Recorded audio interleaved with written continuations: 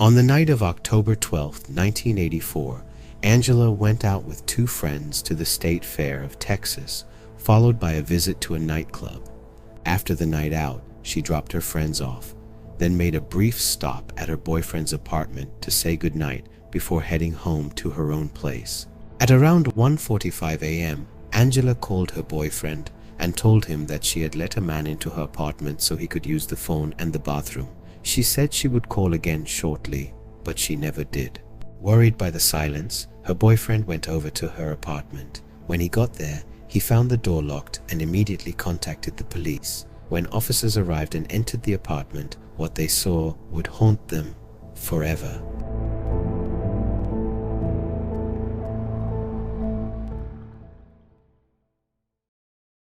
Angela Marie Samota was born on September 19, 1964 in Alameda, California.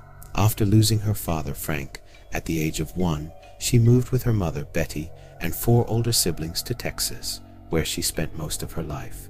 Details about her upbringing remain limited, but those who knew her described her as bright, curious, and full of creative energy. She was also known for her warmth and physical beauty, qualities her friends and family often praised. Angela had clear goals. She set her sights on a career in computer science and electrical engineering and enrolled at Southern Methodist University in Dallas, Texas, where she was a member of the Zeta Tau Alpha sorority. According to one friend, she stood out in every way, intelligent, attractive, and with a strong personality that drew people to her. Her confidence and charm made her widely admired. She began university while still dating her high school boyfriend Lance Johnson, but their personalities clashed. Angela was calm and kind, while Lance was volatile and aggressive. By the end of her first year, an argument between them escalated dangerously. Lance pulled a knife on her. That marked the end of their relationship. Things started improving in her second year. She joined a sorority, built strong friendships, and moved into a condominium close to campus. Around that time, she also began seeing Ben McCall, a construction manager based in Dallas.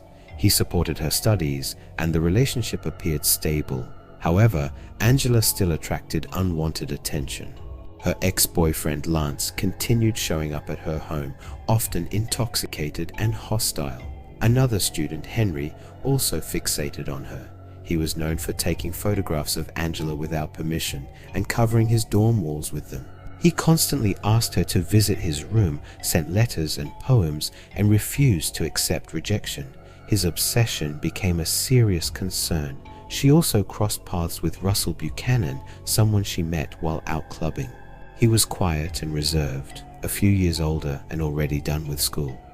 Their connection started off as friendly and there was no alarms. But there was also one more individual, someone dangerous, a man she didn't know, watching from a distance, hiding his true nature. He would later reveal himself as a manipulative and violent predator, but by then it would be too late.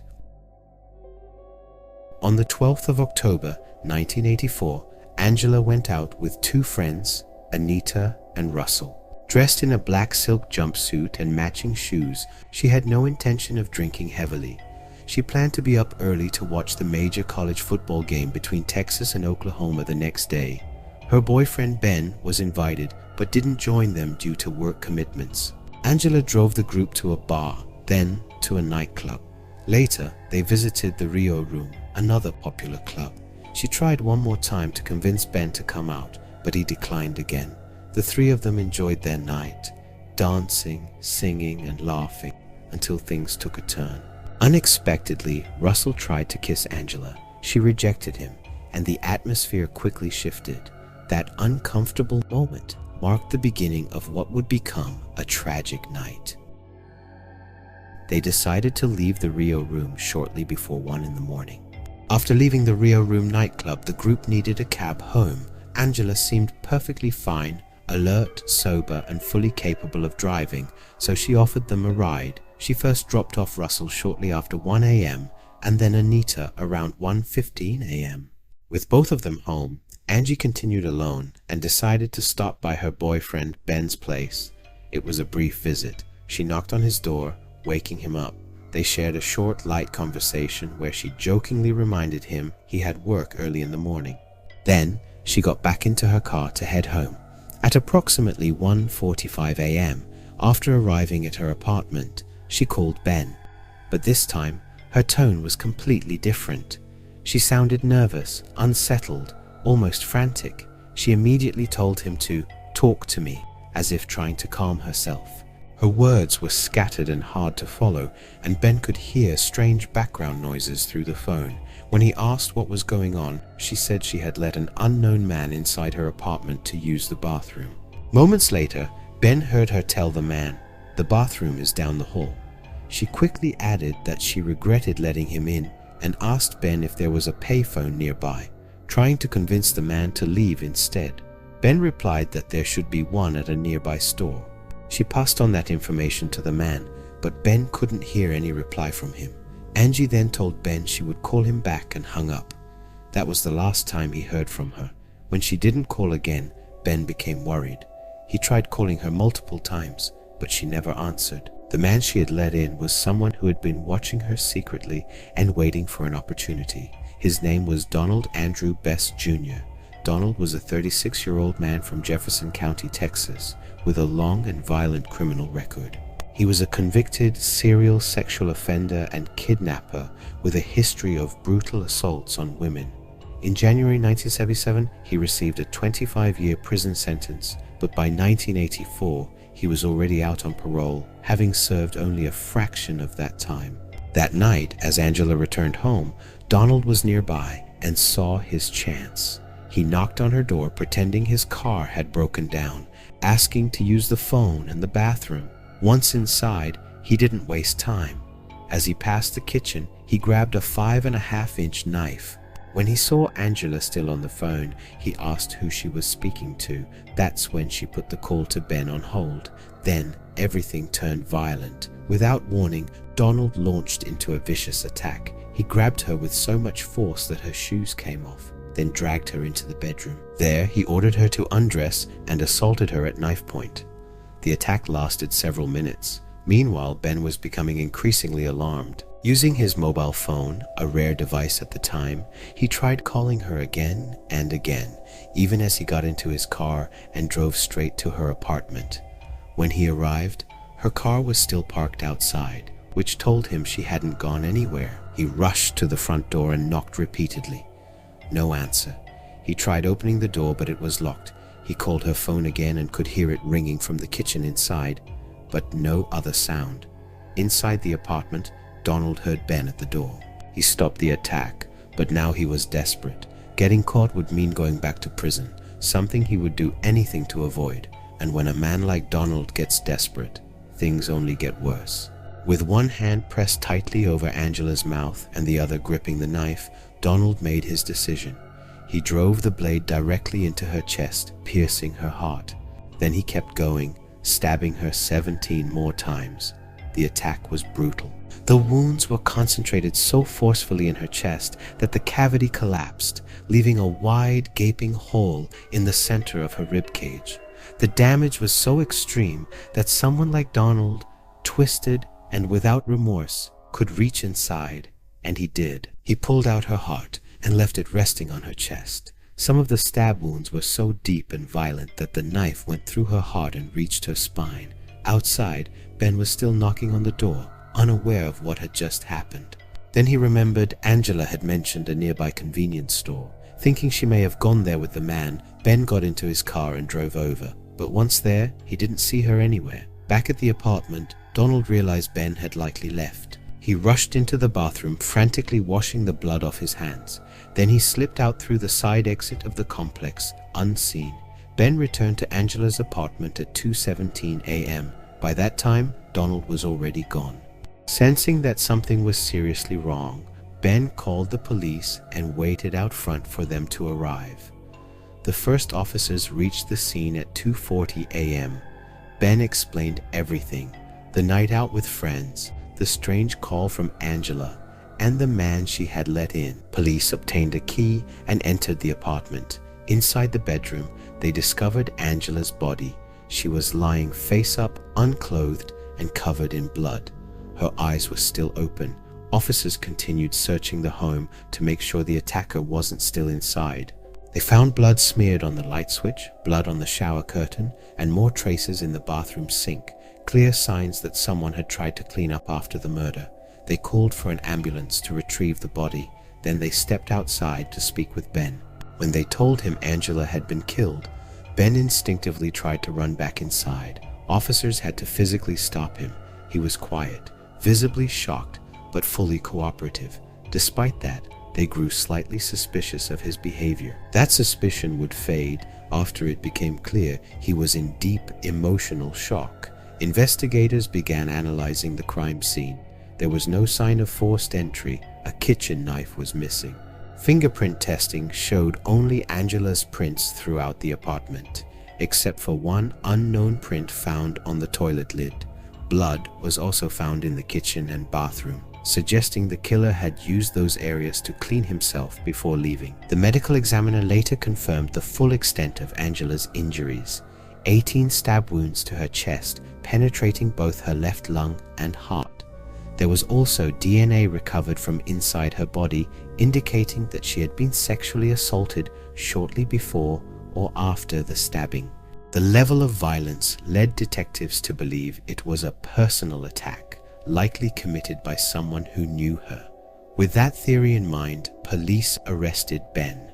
They found his story hard to believe, especially the part about a stranger showing up during a phone call and being let in. Ben was interrogated at length. He never broke down, never lost his composure, and never changed his story. He firmly insisted he was not the killer.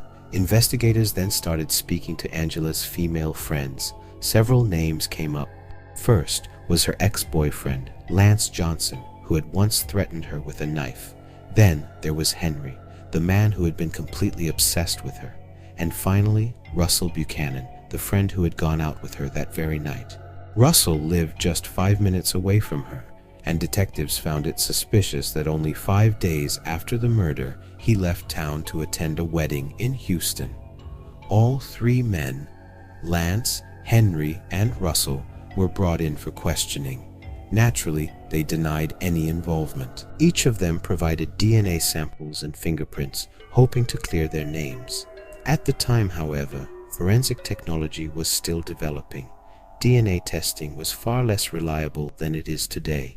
Even so, the results were enough to eliminate Ben, Henry, and Lance from the investigation. Their DNA didn't match anything found at the scene, but Russell Buchanan couldn't be ruled out. The available methods weren't advanced enough to exclude him with certainty. That made him the lead suspect in the case. Detectives focused their attention on him. They visited his home and asked to search his property. Russell agreed without hesitation. He let officers search every part of his apartment. Inside, they came across a collection of knives that immediately unsettled the investigators. Alarmed, they drew their weapons and took him into custody for further questioning. Detectives believed they had their man. They were determined to prove it. But no physical evidence tied Russell to Angela's murder, and they had no grounds to keep him in custody. He was released. Even after that, police followed him constantly. They questioned him repeatedly, often for hours at a time. The pressure kept building, but Russell remained calm and answered every question. He even passed a polygraph test. Still, detectives were convinced he was guilty. They went as far as convincing one of Angela's friends to wear a hidden microphone and meet with him for lunch, hoping he would contradict his earlier statements. But again, nothing incriminating came out of it. The investigation had taken a wrong turn. Russell was not the killer, and while police stayed fixated on him, the real murderer remained free. Donald, the actual attacker, continued to harm women. Over time, he assaulted several more across the state. It wasn't until June 14, 1985, that he was finally arrested for attacking another woman. That arrest violated his parole due to the nature of the offense, and he was sentenced to life in prison. He was sent to the Allen B. Polunsky Unit in West Livingston, Texas, a maximum security facility for some of the state's most dangerous criminals. Still, since he had never been charged with Angela's murder, he avoided the death penalty. For 2 decades, Donald lived believing he had escaped justice for what he had done to Angela. That changed in 2004. Sheila Wysocki, one of Angela's closest friends, had never stopped grieving her loss. That year, Sheila claimed to have had a vision, one that left her shaken. She said she saw Angela's body and glimpses of the crime scene. The experience pushed her to search for answers. Between 2004 and 2006, she made over 700 phone calls to the Dallas Police Department, begging them to reopen the case. But each request was ignored. Instead of giving up, Sheila doubled down. She turned one room in her home into what she called the War Room, a personal investigation center filled with case files, notes, and timelines. Solving Angela's murder became her full-time mission. Eventually, Sheila changed careers altogether and became a licensed private investigator. Her persistence eventually paid off. In 2006, after constant pressure, Dallas police finally reopened Angela's cold case. Detective Linda Crum was assigned to lead the investigation. As she reviewed the original case files, Linda came across DNA evidence that had never been fully tested. In 2008, she sent the samples to a modern lab for advanced forensic analysis. In 2009, the results came back, and they changed everything. The DNA from the crime scene matched Donald Bess Jr., who was already in the criminal database due to his prior convictions. With that confirmation, Donald was quickly charged with the murder of Angela Samota. The trial began in 2010. Several women, including Donald's ex-wife, stepped forward to testify. They described him as violent, abusive, and deeply sadistic. Their testimonies painted a disturbing picture of his true character. Throughout the entire trial, Donald remained emotionless. He showed no regret, no guilt, nothing. His demeanor only reinforced the image of someone completely devoid of remorse. The evidence against him was undeniable. It didn't take long for the jury to find him guilty of Angela Samota's murder. He was sentenced to death. Justice had finally been served, and it was made possible because one friend refused to give up. Sheila Wysocki's determination brought the truth to light. However, Donald never faced the execution that awaited him. In October 2022, while still on death row, he died of a heart attack. He passed away in prison, never reaching the final stage of his punishment. After decades of suspicion, Russell Buchanan's name was officially cleared. Though many had doubted his innocence for years, the case's resolution finally removed that burden. Today, Russell speaks publicly about the case, no longer silenced by the weight of false suspicion. As a direct result of this case, the Dallas Police Department revived its cold case unit, aiming to bring long overdue justice to other families still waiting for answers. Angela's mother, Betty, lived to the age of 95. She survived long enough to see the man responsible for her daughter's death brought to justice. Angela Samota is now buried beside her mother, who passed away in 2021.